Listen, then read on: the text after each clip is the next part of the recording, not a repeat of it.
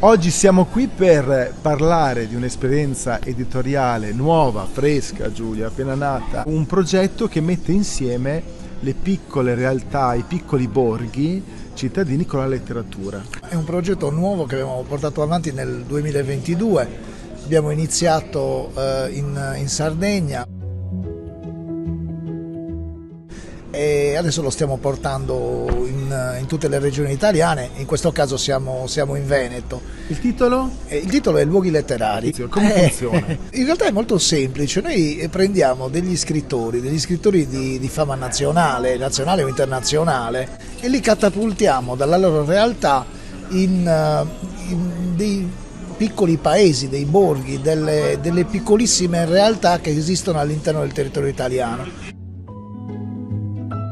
In Italia, al di là dei luoghi turistici, esistono degli altri luoghi che sono poco conosciuti ma che hanno tantissime cose da offrire.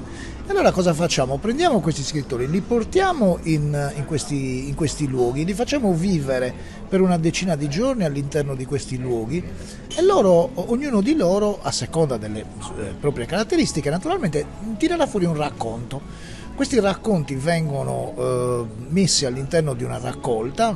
Questa raccolta viene poi pubblicata da una casa editrice, in questo caso Arcadia, che è una casa editrice che ha una distribuzione nazionale, e chiunque può scoprire nuove peculiarità dei luoghi nei quali questi scrittori hanno soggiornato.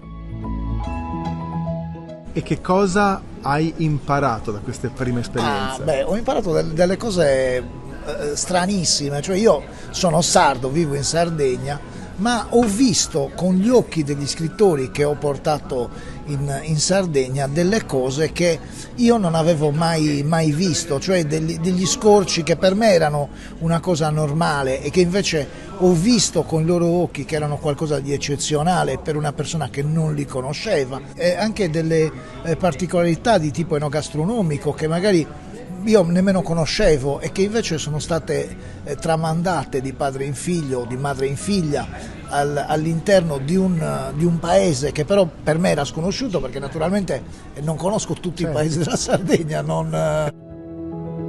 Poi, come si dice, nemo profeta in patria. Assolutamente, no? Sì, ma mi sono reso conto che molte cose che magari per chi vive in un certo luogo sono delle cose normali, in realtà normali non sono, perché chi arriva in quel luogo invece le vede con occhi diversi. Grazie Giulio, buongiorno Mattino.